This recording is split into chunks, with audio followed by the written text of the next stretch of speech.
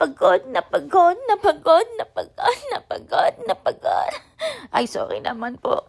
Ayan, guys, good morning. Andito po kami ngayon sa Pilipinas. As you guys can see, nandyan kami sa White Rock, Subic, Freeport. Ayan, on the way kami ngayon at kukuha ng lunch. Tignan niyo naman ang ganda-ganda ng panahon. Ayan, papunta na po kami dyan at kakain po kami ng napakadaming pagkain kasi ang ante nyo ay gutom na gutom. Tignan nyo naman ang pagkain. Napakasarap. Ayan. So, yung lunch po nila dito ay cover na. Okay?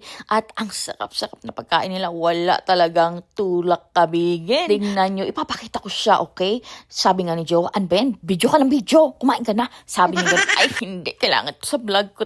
Tingnan nyo. Ay, ang dami talaga mga Filipino foods. Siyempre, ang ante nyo talaga, hindi yan papatalo. Tapos, ang dami pang mga dessert. Ay, si ante nyo talaga, naglantak talaga ng mga biko-biko, di ba? Kaya nga kanina, after namin kumain, kahit na dapat may lakad kami, alam nyo ba? Maborlok na lang, di ba? Wala na.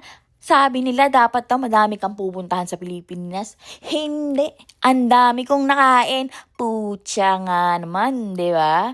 Tapos hindi pa kami nakaligo ng time na yan. Kasi nga naantok ng ante nyo. Parang ano lang, parang ita. Pero tingnan nyo, ang sarap ng pagkain nila. Kung sa pagkain talaga, ang White Rock talaga, panalo Pero yung rooms nila, ayos lang. At mahal yung ano nila. Pero okay lang naman. Pero yung food, ay, panalo ka Alam niyo mga Mars, kahit na may kamahalan dito sa White Rock, at least sulit naman kasi ang dami mga water slide dito. Tapos meron pa silang Naya Bar. Oh my God. You guys need to go in the Naya Bar kasi ang sarap.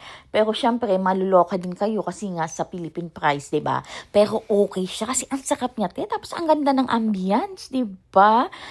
Kaso nga lang, ang ano lang doon is hindi makakapasok yung mga kapamilya mo pag hindi sila pupunta sa bar. Kailangan bayadan mo sila. Pero okay lang, di ba? Andiyan naman si Apam, charot. Ayan. At nakakatakot lang dyan pag kumain ka na sa lunch nila kasi pag may pupuntahan ka, matutulog ka na lang kasi ayaw mo nang lumabas. Kaya kadalasan kami dyan ng jowa ko.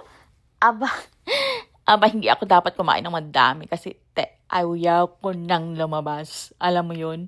Siguro napuntahan lang namin dyan is mall. Gusto ko nga mag-swimming, whatever dyan. Hindi na namin nagawa dahil nga sa kadami ng kain ko lagi.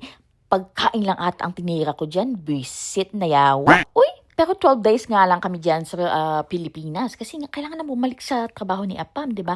Pero hanggang dito lang nga lang, mga kabayan. Kung nagustuhan niyo itong video, huwag niyong kalimutan mag-subscribe. Hanggang sa muli nating pagkikita. See you guys on my next video. I love you. See you next time. Bye. Bust down, Tatiana. Bust down, Tatiana.